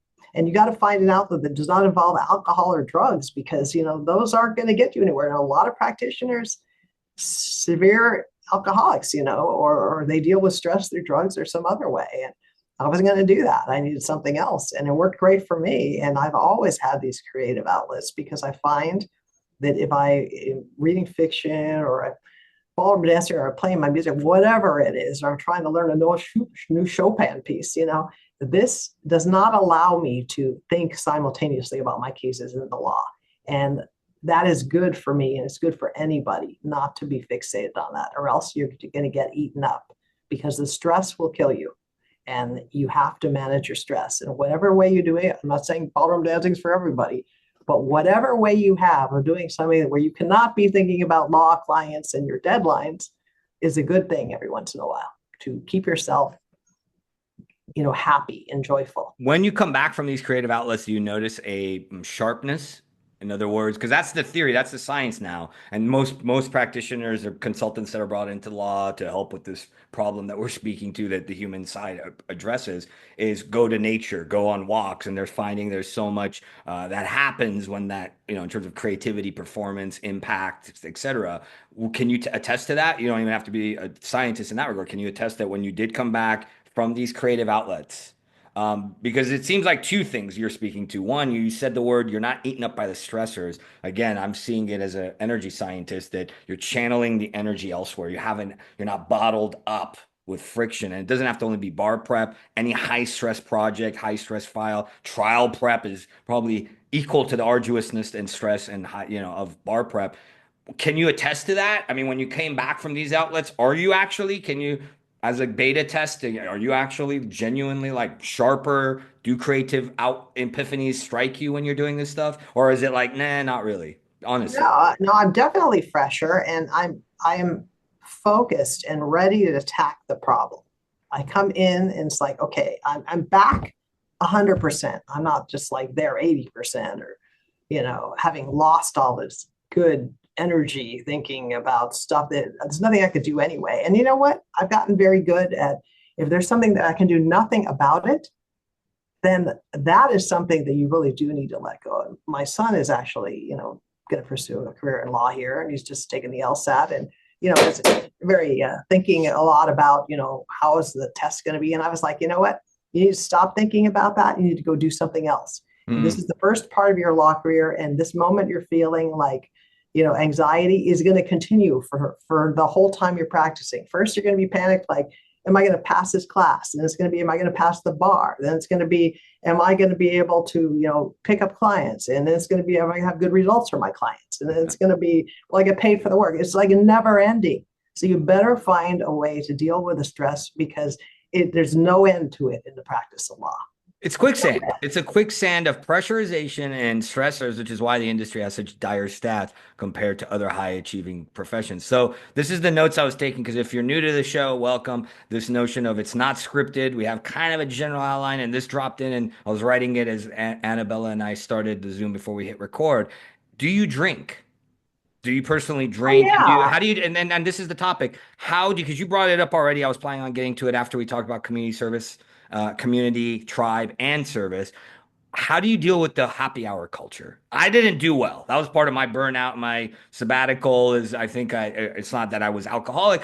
That didn't help my health. I had necrosis, which is the body eats itself in my head. So the high acidity, I mean, on the biochemistry side, it didn't help. I was managing it, I would say, not well. I was using it as a coping mechanism, and I didn't have as many, even having as much woo stuff, mindfulness, meditation. I had all these skills, only it wasn't reinforced in law, and we forget to do them, and it's hard to do them, and having that grace. What is your approach to the happy hour culture? I mean, do you drink? Because most of the time when I speak to exemplars like you, they're straight. They're straight edge. They don't touch alcohol. I like it when we're more human about it. Yeah, it's not a hands-off thing. It's a harmony thing. So that you've already said yes. How have you dealt with the happy hour culture? How have you moderation? Yeah. It's funny you bring that up, because I told you, I always have little outlets and creative outlets. You know what a creative outlet I've been working on right now is, I really like the tiki culture. I think it's a Oh. cute theme. And I've been learning to make some tiki drinks. So Oh. right now I'm working on the zombie, which sounds like, oh my God, could there be possibly be more alcohol in my drink? But, I've been working on various recipes, and I was right an hour before this call, I was on a email with a chain of 4 attorneys, and we're going to get together, and each of us is going to show how to make 2 different cocktails. And then we're going to invite a number of other fellow lawyers to, this is like our outlet for us. I don't think anyone's going to drink themselves into the table. I mean, I guess that could happen. I'm certainly not. But, I enjoy alcohol here and there, but I don't have a need to, like, oh, it's not, I think it's fine to enjoy alcohol as long as that's not your escape and way of dealing with your problems. When that happens, then you've got an issue going. But, Well, how do you keep it in check? In other words, how you're good at it now, putting yourself, let's say, in my shoes, to the listener. how would you say, because it seems to me the criterion of what you're presenting is it's not the only, again, back to this channeling the energy out elsewhere, creative outlet, right? Creative flow. The energy goes elsewhere. It seems like what you're insinuating or implicating is this notion of there's other things you're doing other than happy hour. Is that more or less, or how can somebody listening gauge that, oh, this is a healthy orientation to the happy hour culture and alcohol drinking that we have in our legal industry and ADR industries? I think that's a personal thing, but I think that Oh, real quick you're the kind of, disclaimer: we're not experts. We're not here to diagnose, and there's substance abuse, MCLEs, and all that. So let's do that disclaimer. There we go. Now you were saying. I yeah, apologize. I Yeah. just think you have to ask yourself, am I able to have a drink and enjoy myself without having, 10 more drinks after it? And am I using my alcohol as some kind of escape of dealing with my problems? If your answer is yes, I think you need to really think about whether you should be drinking or not, whether you could stop after one drink. Because if it's like, one drink, it means 10 drinks to you or whatever, the number is, then you need to take a good hard look at yourself. Is this some kind of escape for me of not dealing with my Mm. issues in my legal practice? And it's going to affect you. It's going to take you down. If you're the person that can't stop, then don't start. But I don't think that you can say, oh, never drink or anything like that. I don't think there's anything wrong with drinking per se or anything. I think if you And can there's nothing wrong stop. with if you don't drink, to all those AA people in our profession, et cetera, to make them feel included. Because here's what's surprising about your answer, which is the point of the show. It's unscripted in that regard and as raw as we can make it. I didn't expect you to say the tiki thing, and because I have a unique approach like you, I don't think anything should be hands off. I think that minute we resist, it persists. The prohibition in America proved this. The minute you say don't do it, drinking goes through the roof. It's not plausible. It's ingrained in our culture. Every networking event has alcohol. I heard from a provisor's leader who banned alcohol. He got flack and he had a happy hour meeting. He's down in San Diego, but he knows who he is when he watches this episode. So I get it. And I like your approach because it seems to be this eaten up by the stressors theme that you presented earlier, right? This energy bottled up within. If you don't have these creative outlets and the energy is not channeled elsewhere, the alcohol would be another stressor and it's only going to mask and get more, let's say, exacerbated or compounded. It seems like what we're saying. Again, not professionally diagnosing. It's more, I wanted to speak to it since you also brought it up. So now talk to us about community and then service, both the community work you're a part of and then service, which I know oftentimes it's community service. We mean two different things here. Which bucket you want to go to next? The community work you do in terms of service or the community and tribe and mentorship work? Let's talk about the community, but finishing up the alcohol Oh, talk. yeah, What's please. interesting is my husband doesn't drink, and my Huh. son, who's 21, he doesn't drink alcohol either. Neither of them drink, and they're great with it. And my son, I asked him, I was curious, it's like, you're 21. I didn't see him running to go get some alcohol. Everyone have a sip of mine every once in a while, but he doesn't feel. He's like, I don't need it. Hmm. I was like, great, so. I think it's fine whether you drink or whether you don't drink, as long as you're not using it as a crutch. Bingo. That's That's the key is unfortunately our profession is ill-equipped, under-equipped, and they're turning to the couple of things they do know. Like we said earlier, bad lawyers are not really bad lawyers, they're misguided, the vulture types, let's say. And similarly, those that drink, they don't know any better. It's like a lack of training and awareness. And yes, our industry is addressing it with MCLEs and all this. It's still, I see it as a system problem that we're speaking to. They need to have more training in outlets and being more human stuff we're speaking to that if you prick me, do you not bleed? You're going to have stress. You're going to have pressure, and don't only run to this and make it a crutch without knowing it, which is what you're highlighting. So, I also think that some people practice law for, I say, the wrong reasons. I know that's a little controversial, but I think there's people that practice law because they feel forced into it because of families, the money they need to pay their that's why I asked about purpose and why. Keep flowing, sister. Yeah, Well, I agree. I agree. there's nothing wrong with wanting money. There's nothing wrong with wanting to buy a Mercedes. None of that's wrong, but they don't really want to No. practice law. And these are the kind of people that are angry people. I had an opponent like this, and this guy it was ugly, the litigation with him. I was trying to get documents from him, and he was like, I was not letting up because I needed these important documents, and he was playing games with me. And finally, he's like, you remind me of my wife. You always want more. And I was like, Oh, you've had those too, huh? oh yeah, They no, project. we were like this They're until, projecting their dis-ease and trauma onto you in the conflict. Yeah. yeah, and then we ended up taking a deposition in San Francisco together. And then he was supposed to meet and talk to me about my issues in my case, but he ran away from me and jumped on a plane. And unbeknownst to him, I ended up being late for the same plane when we ended up sitting right next to each other in the exit aisle. And he saw me coming up the aisle, and he Awkward. was like, hell, like, because he was trying to run away from me. Awkward. And he was like the most tense man I'd ever seen in my Yeah. life, and had, in fact, little bottles of like scope and other stuff on the back of the seat. Turned out they were all alcohol. Yeah. And I said, gee, I didn't realize how prepared you'd be for an hour-long flight. And he's like, this is my brandy, and this is my tequila, and this is my this, and this is my that. And I was like, he's like, they charge too much on these planes. And I realized he had an alcohol issue.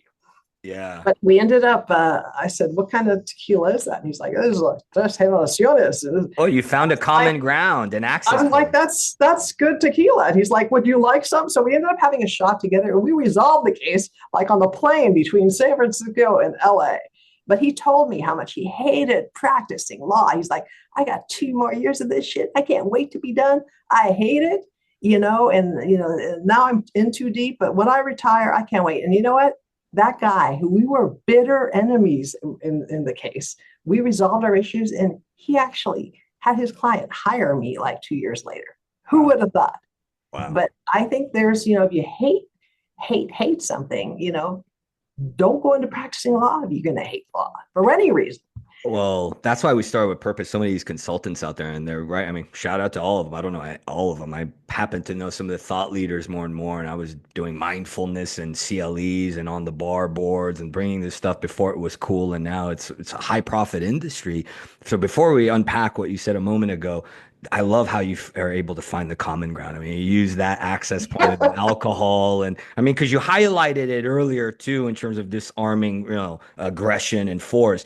And yeah, I mean, that's why I started with your why, because there's purpose consultants now that are coming into our industry more and more. They're all over the executive coaching space, because underwriting all of this, we're still not solving the problem with all these consultants and rise, because it's a systemic problem of a culture that doesn't know itself, doesn't understand the nobility of the once really noble profession that we are bestowing and beholden to.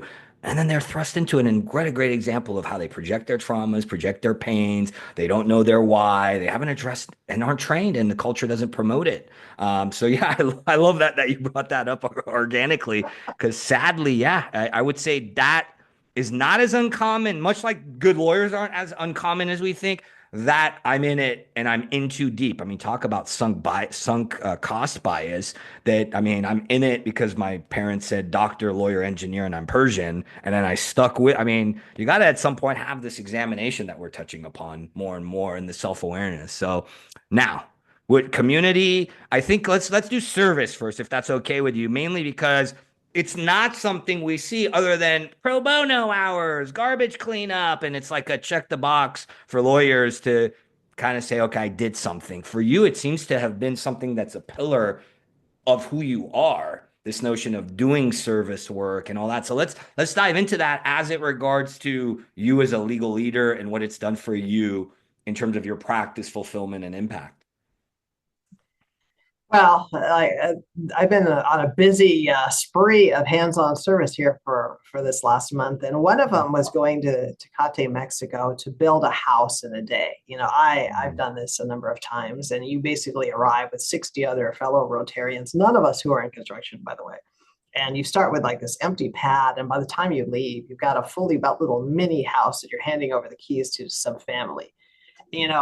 Why do I do this? I mean, let's face it, I was up on the roof pounding nails, for 4 hours. So why would I subject myself to this? I mean, it's not like it's fun to be pounding your nails, but I subject myself to this because the end result was handing over keys to this family that was like basically living in a cardboard box with like corrugated iron. When it rains in the winter, they freeze to death. They have no restroom. They have to go out to the hills to go to the restroom. She cried her eyes out when we handed over those keys, her and her kids. but I do community service in part because I find that it makes me grateful for what I have. And it also puts in perspective what's really important in life. I mean, is it really going to kill anybody, if this person wants 5 extra interrogatories, or somebody who's nasty to you on the phone? Or am I going to, really see what's important here? Like my kids can't sleep. They can't go to the restroom and I'm freezing to death at night, People that have real issues, you see real problems that are happening out there. And I find it makes me be a grateful person and puts in perspective in my life that there is a whole bunch of people, 60 people, just like me, some lawyers, some doctors, some whatever. And we're all putting in our time towards something positive, and we're making a difference, and we're helping a person that really has important problems, because our problems are nothing compared to her problems. So I find that it gives me a lot of hope and a lot of joy, and I keep my eye on the ball of what's really important. And it's not the 5 interrogatories I'm fighting over. So I can let go of those things, realizing that what's really important in life is, life-saving things and bringing joy to people and keeping people eating food 3 times a day. And the rest of it, I'm gonna try to let go, because, it's really not life-threatening to me or making anybody's life completely different.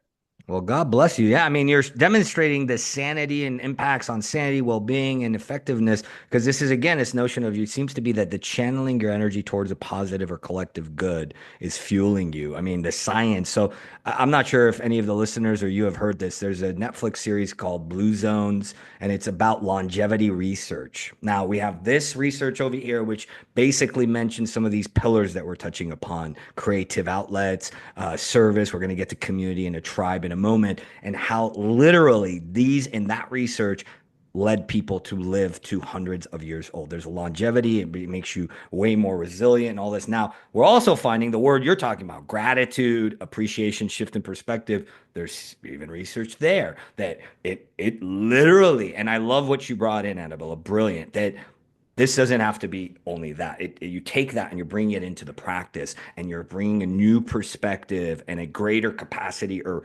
grit, emotional capacity and grit, to not intolerance, shall we say, where you're literally, hey, apply that in your practice. Don't get so frazzled, apply some grace, be willing, again, going back to that theme of don't give the farm away, that discernment is necessary. So I love that. And then community is going to take us into the mentorship conversation, it seems like. So talk to us about what role community has had in terms of these dealing with stress, maintaining a balance, and self-care. Well, I'm not sure when you say community, if you mean like mentorship, but that's a big part of the people you've had around you. Yeah, either you being a mentor, or whether it be Rotary, or this notion of, also highlighted in the research, Blue Zones and elsewhere, that when we have a tribe, when we're involved in community, and community and service usually go in tandem, we're breaking them up or Iraqing them here. That's what I mean by community. This bucket that when we spoke seemed to be very prevalent. This pillar seemed to be very prevalent in your life, whether it be you're tight knit with your family, you're tight knit with your Rotary. I mean, that's what I mean by community, if you can speak to that. Yeah, well, I'm fortunate. I have a great husband. I have a great son. We communicate a lot about a lot of issues. I'm surprised that my son is going into law, because he's actually a paramedic, became a paramedic at a very young age. And I've certainly seen a lot of the heartbreaking situations he has to deal with answering 911 calls. Now, that is a total stress job that's beyond the practice of law. Your life is, seeing somebody live or die at your hands is something that we don't experience. But, I keep myself close to my family. I keep friends around me. It's important to have friends. It's important to have professional colleagues too. I mean, look at me when I was dealing with that horrible situation. I'm calling a lawyer that's experienced, looking to them for some assistance. And I've had people that have mentored me as a lawyer, both, as a young lawyer and even as an older lawyer. I have people I call. I have opponents that were friends. We talk to each other. We had a crazy case with these guys that actually decided to buy an illegal property in Cuba. So that they wanted to mess around with women down there. They were all married and they Ugh. wanted to consort with all these Cuban women. And so they actually bought a property with the intention of, instead of going to hotels, to bring these women to the property. I mean, it was just the Oy craziest thing. vey, man, And man, I man. know, I know. I was like, both sides of attorneys, them and me, we were like, what is this? And we ended up settling it, and we kind of became friends after that. And so, sometimes we just get together. If I have problems with a case, I might call them up and say, what do you think of this? And we shoot ideas back and forth.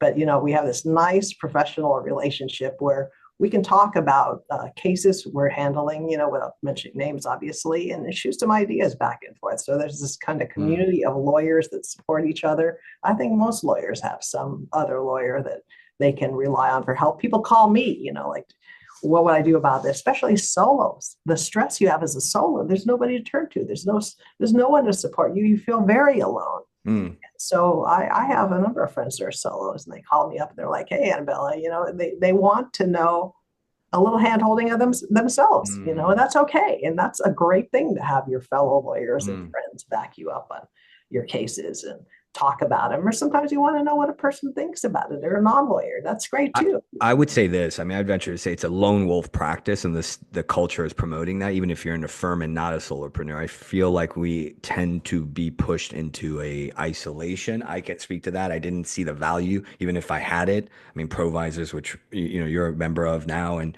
there was this notion of this is not like fostered in the culture, right? It's not normalized. Yes, we have CLE groups and these different I don't see the camaraderie that you're speaking to and your experience of it, Rotary being one example, and now what we're going to transition to, this mentorship, and how you've cultivated what we in the spiritual community call a tribe, right? This different forms of tribe for Annabella, which the research is showing us not only will help you as a human, it will help you as a legal leader in a very, let's say, compartmentalized, isolated, lone wolf type of an industry. So extending this a bit, both service and community, what is mentorship meant for you? Not being a mentor, how have you stepped into being a mentor now, specifically in terms of this next generation of legal leaders?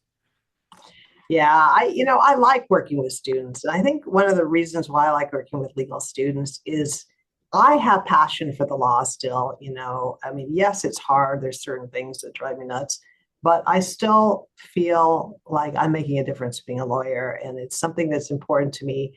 And a lot of times people lose that. They practice a long time, and maybe they were excited about it in the beginning, but now they're like, oh, it was great 30 years ago. It's going to hell. And they get all bitter. And when you're around law students, they still have that twinkle in their eye. They can't wait to get their law licenses. They can't wait to go out there and practice. They're just all excited.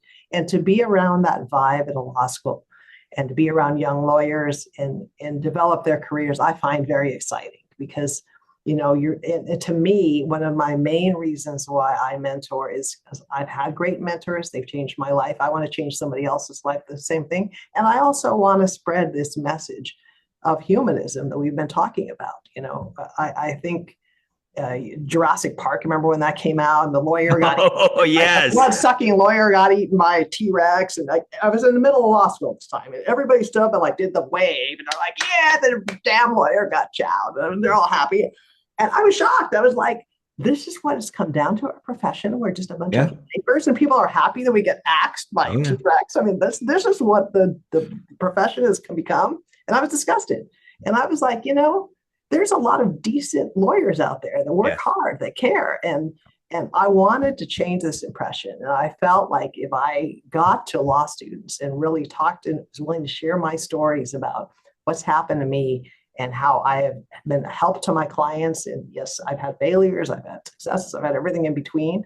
And if I'm able to share with the law students what my journey has been so that they understand that there's going to be ups and downs as part Mm, of the profession, that I can hopefully shape this next generation of lawyers, not to be just these jerks that are mm, trying to screw somebody all the time and have these horrible ways of practicing law, that they can be effective, be aggressive, and yet be a nice, normal person and develop nice relationships with clients and opposing counsel so we can better the profession. To me, I'm very passionate about that. And through my mentorship with these people, I'm hoping that I can open their eyes to being a service person, because that is what it's about. This is a service profession. Don't think for 2 seconds that legal stuff is not a service profession. You're giving a service, you're being a counselor in every way, sometimes an emotional counselor too. And you better be good at that if you want to go into law, or else you're going to be miserable and you're going to make your clients miserable, even worse. Misery loves company. Yeah. I mean, brilliantly put.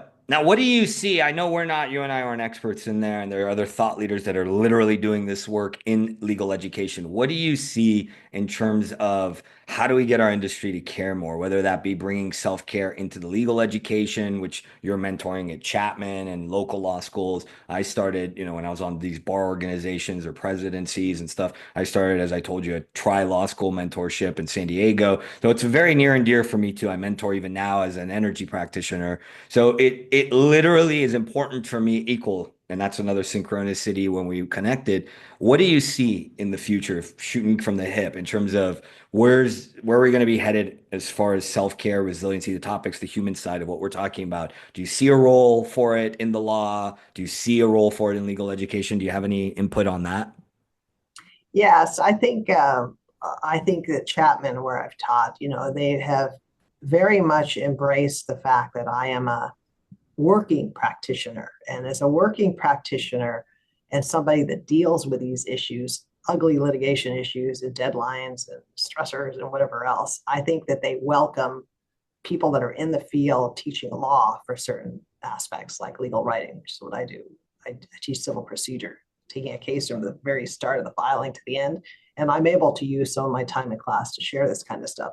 But I think that law schools are kind of going in this direction, not as quickly as I like, opening the doors for real practitioners and lawyers to teach students. And as real practitioners and lawyers that are in the trenches dealing with all this crazy stuff, that's a good thing for students to hear about what's going on beyond just the actual procedures. It's practice of law, and the dealing with clients and dealing with the stress and everything else is part of the practice of law. And I'm hoping that that will continue and that they will encourage more practitioners to discuss the soft skills in addition to the procedural skills, because they are equally important. And if I had my way, I'd make every law student take a class about, dealing with some of the things you have to deal with, de-escalation and client expectations and managing clients' expectations about money and outcomes, and talk about all these things that are so important to the practice of law that, until you fall on your face, you may not realize how important they are, but they are important and they are crucial to having a good practice. They're going to learn eventually, maybe, but why not give it to them in law school? Well, it's accelerating. It's accelerating that integration, because I had a practicum class in my legal education. We're seeing practicum classes, which we're speaking to up here. That helps a bit, especially when we have stellar examples of professors coming in like you that are showing the, let's say, soft skills, which obviously are mislabeled because they're the most vital skills of being a lawyer, as we're highlighting today. Not the only skills. Obviously, we need the technical side in balance. It seems to be that they're bringing the practicum, and they're still like kind of neglecting some of the stuff not some of all the stuff we're really bringing up today, or dancing around it. Or what I find is it's a fear-based thing, which we talk about with Virginia on her episode, because you oftentimes then run into this HR problem, both in my healing work and then there. I think we're dovetailing. Personal stuff starts to come up. And I think law schools and companies that don't want to bring healing into it, I think they're worried about these components. You don't have to teach healing to law students. It is going to bring up the human elements, which I feel like are like, oh, don't bring that up. All sorts of cans of worms will open. That is some of the stuff I've heard mentioned, and that's perhaps why it's, as you even said, slower to be integrated. So good on you, because I feel like you have a passion to do it, and it seems like much like they didn't let you escape the law and they brought you in. There's a Michael Corleone Godfather effect, even with mentorship, right? They keep bringing you back in because I feel like it goes back to your maintaining that compass. You said that also before we got into mentorship and during it, that so many people don't have the why or lose track of the why. And over time, that dilutes their passion, dilutes their motivation. So thank you for planning that in the early generation and showing them that you can be effective practitioners and a decent human being. And there are these other things they may not know about, right? It's like exposing them to it, so to speak. And I don't So, know this, but did you uh, know that most law schools and a lot of colleges, they rank the professors? The students oh, rank wow. the professors. And so, I get feedback every year I teach about, what I'm doing and how I'm doing it. And I think part of the reason why I go back is because I'm invited to go back because the students like it. Yeah. I think the students very much want to hear about somebody who's in the trenches, who has dealt with this kind of stuff beyond the law, and they're eager to hear about it. And no one else is talking about it, so I might as well talk about it and get it in their heads. Well, you're real. That's the other translation and colloquialism of authenticity. I think that your natural capacity of being a good human that you kept intact, and if anything, sculpted more, refined more as a practitioner. I feel like that. It's not only are you personable, you're keeping it real, you're bringing them something that I find that when I have these conversations from time to time in the legal mentorship arena, that it's showing them, wait, what? There is another way? Wait, what? Which has been really what we've been unpacking today is there is another opportunity. There is a more expansive way of being, a more balanced, harmonized way of being. And I love that you're bringing that forward, even in your practice and in your mentorship work. So let's bring it home. I wanted to end with a little game together, as I said to you before we hit record. So usually I like to end with a little practical exercise or something like that. And I thought it'd be fun to change it up today in bringing this practicum forward a little bit more. Not that we haven't had a ton of practical stuff laced in here, thanks to Anabella. Let's call it our little bit of game show rapid fire attorney hotspot, if you're okay with it.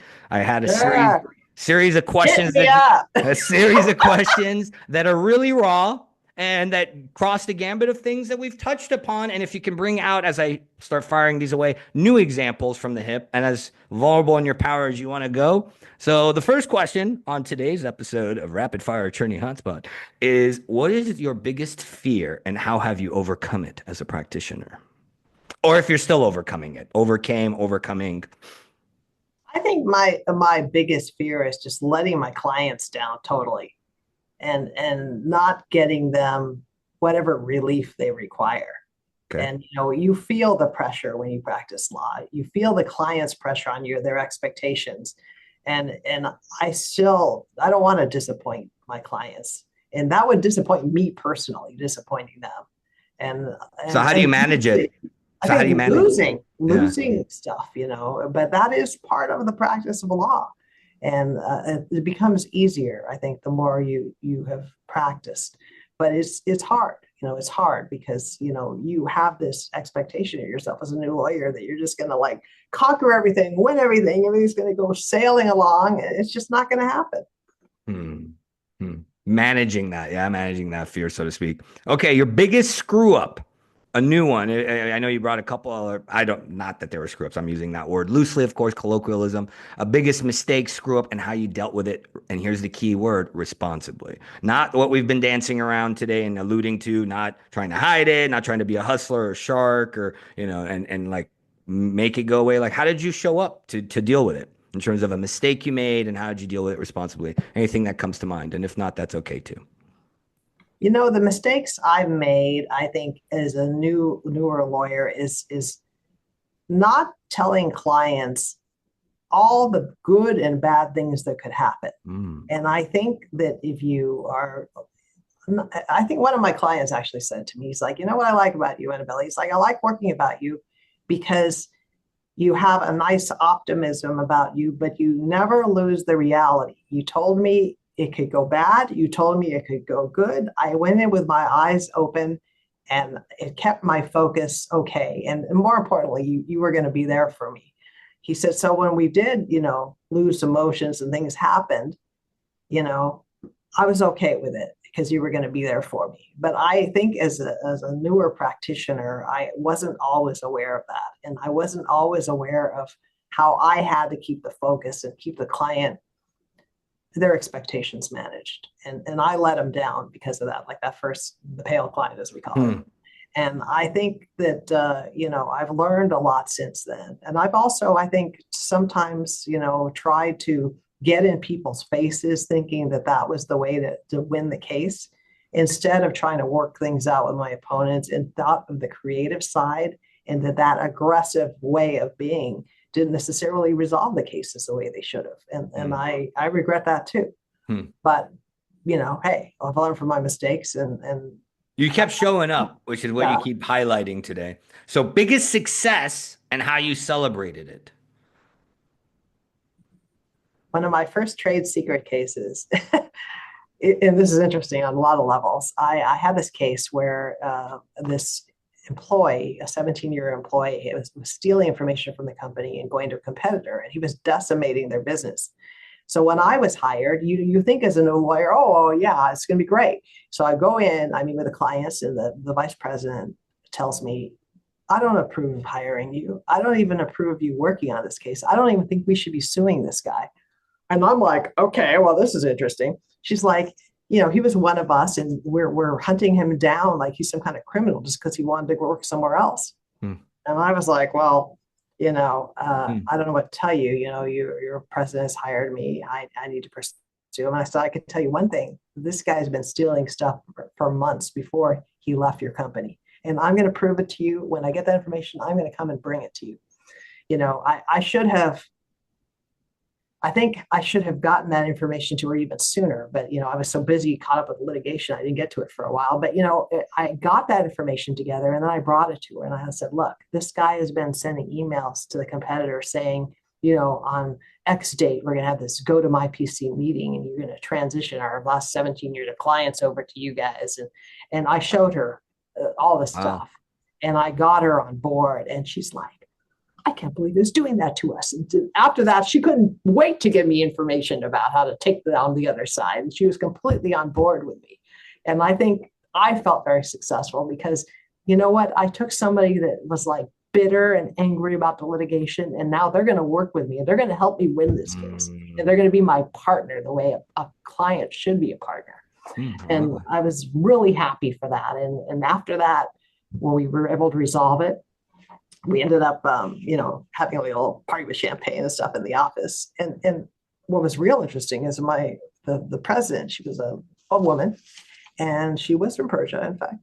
And she said, you know what, Annabella, I don't really believe that you should be the one arguing this case before a judge, because in my country, women aren't as persuasive as men. So I'd really like you to take a male attorney with you to all events with you. So I had to take Scott, my partner, like the wind-up Ken doll, to everything with me. And I said, look, I will have him argue this stuff. I said, but this is a very complex case. As long as you understand, if this goes to trial, I have to handle it, because it's going to be too complex, and it's going to cost you a fortune. You're not going to be able to afford it. I need to be the one. So you make that commitment to me, and we'll make it happen. We went on the eve of trial and settled the case. And, she comes out knocking on the restroom door, like during the break. We settled with one defendant. She's like, Annabella, she's like, they're talking about you in there. And I was like, who? She said, the opposing attorneys. She said, they didn't see me sitting back there. And they're like, oh, the male attorney, he's okay. They said, but the woman, watch out for the woman. She's scary. She's going to take us down. I said, we got to settle with her. And then next hearing, she's like, I said, I'm sorry, but Scott isn't available to go to this post, hearing. And she's like, we don't need him. We have you. And I was like, oh my gosh, my female client finally believes that a female lawyer can somehow resolve this case. Brought back my joy in practicing, because I was like the banned lawyer who couldn't speak about this and that. And I turned her around and made her believe in, female litigation power. And I was very excited about that. I love that. Okay. Biggest strain on either your family life or relationships, and how you resolved it. I think that, when you're in the trenches with some heavy duty case, I have slept here in the office sometimes. It's been tough. Even when my son was young, I've had, some pretrial on one case where I was here 24 hours. In fact, the first time I taught law, I had some crazy opposition to a motion where I was dealing with attorneys and experts all night. And I was like half dead by the time I showed up there. And so it can be a real strain on your family, the kind of deadlines you have as a litigator. And, I'm just lucky enough to have a good family to tolerate these things, because it can really take it out of you, and your emotions that you're dealing with, and the stress, you can, be really, angry and really Mm. worked up about your case and focused on your case, which is why I've learned to let it go. And luckily, if you're in a relationship with someone, hopefully they understand that's the way the law profession is. And they make you better and they help you de-escalate and you learn to let go yourself. You need to do that, whether you're married or not. But if you're in any relationship, you don't want to take it home with you, all your problems, and then take out this stress and anger you've been facing here in your office with your family or your friends or anything else. Or you're not going to be a great person to be around. I love that emotional distance. And biggest loss of your well-being or balance, and how you got back in gear or harmony. Like Oh, the lowest point you've ever been in terms of well-being, self-care, these outlets that you've spoken to, and how you got back in gear I think the pale client, I have to go back to that early because I'm on. telling you, I almost stopped practicing law when that happened to me. I thought I can't litigate. I'm not meant And for that was this. the So, depression and all of that stuff that also you were yeah, speaking to. yeah, and I don't think I realized just how disappointed I was with myself Hmm. in that whole thing because the disappointment for the client and all that stuff and just putting him through that kind of stress when I could have stopped it, 20 Hmm. minutes earlier. It may not seem like a big deal to you, but 20 minutes is a lifetime. And I could have stopped it earlier, but I didn't know enough to do it. And getting over that self-blame of realizing that I was just too new and too raw to do that. Hmm. I'm sure I have made other, legal mistakes along with my career, learning how to do things procedurally. But the forgiveness is always something that you need to do, and you need to not beat yourself up because this is one step in many steps of failure in the Hmm. practice of law. And I don't even call it failure anymore. Now I call it learning. It Hmm. is learning, and you're going to have a lot of it. And I told my son this, you need to not be a person who's fixated on stuff all the time. You need to let it go and forgive yourself and stop beating yourself up. You're going to be your own worst enemy. Forget the opponent. You're going to take yourself down, not them. Wise words. We often are our worst own enemies and don't realize it. And last one in this home stretch, biggest motivation to keep going in your practice and legal leadership. The thing My that's kept you clients, aflame this whole time, so to speak. I've heard people say, "Oh, law would be so great if we didn't have any clients." And I'm like looking at them going, I'm serious. I've heard people say this. Good Lord. It's like I can't even relate. Medicine would be so great if we didn't have patients. I mean, that takes the very essence of the freaking profession away. You were flowing. Anyways, keep going. Yeah. Yeah, no, working with the clients, that's it, and Really? the relationship you have, this is a personal relationship litigation. You're usually working with these people for weeks or months, and resolving something that is, a crisis and devastating personally and emotionally to them and their business sometimes. And to be the person that is able to bring the peace and get it done really I find fulfilling and they find fulfilling it too. And a lot of these people, I stay friends with them for years because there is some bond there that I can't put my finger on, but it's there. Something we've been through together. And, you don't lose that over time. And that joy at being the person that was able to bring it to an end is worth a lot to me. I love that. You found your joy and now you're showing, kindling it and then keeping it as a motivator, as your proverbial North Star, and then also sharing how to cultivate that on this episode and in other ways. I mean, what a great opportunity. I mean, to learn from you in terms of being an impeccable exemplar in legal leadership. And I hope you all have gleaned and gained, and I trust you have, because we can see throughout the couple hours we spent together that you can be human. You can be a community leader. You can have a healthy personal life and family life, still be thriving practitioner. There is this harmonious dance that we've gracefully danced through. Any parting words before we wrap up on this episode together for the audience, whether they be law students, young leaders, legal leaders, older legal leaders, whether they're happy, miserable, vultures, or dolphins, as one colleague calls them. Any parting words I feel inspired to share? I think that the legal profession, I am proud to be a lawyer. I'll tell you that. And I think that there's a place for everybody. And even if you're not a people person, there's some people that are practice law and they do research or they're the right end of the judge.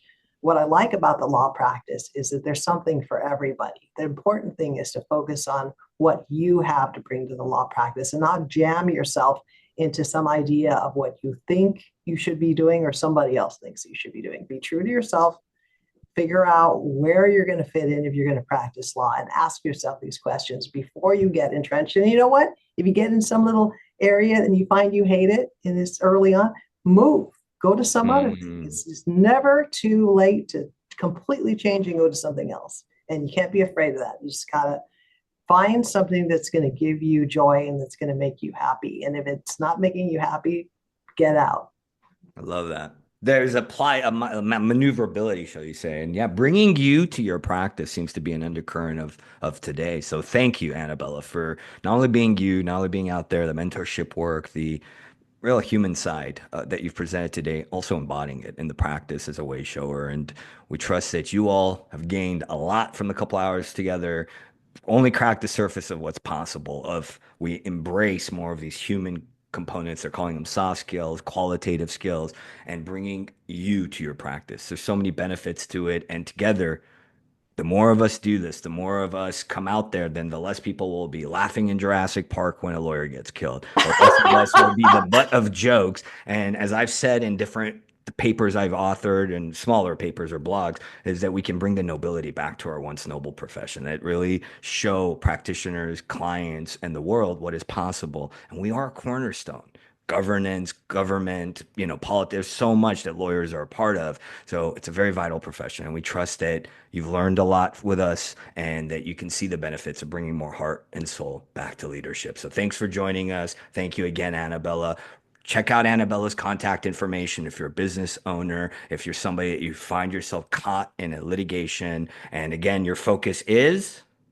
Trade secret and business litigation. So that would be a client, for instance, that would be like your top salesperson decides to go work for the competitor. On his way out the door, he sticks a USB drive and takes all your information for your sales and top people and information no one would have other than stealing it from your company. And it's happening all over the place these days with the Great Resignation and all these white papers from the Big Four and PricewaterhouseCoopers showing the gig economy and all this. So check out her contact info. Thank you for joining us. And we'll see you on another episode of Vulnerable Power Show, where we're bringing heart and soul back to leadership around the world.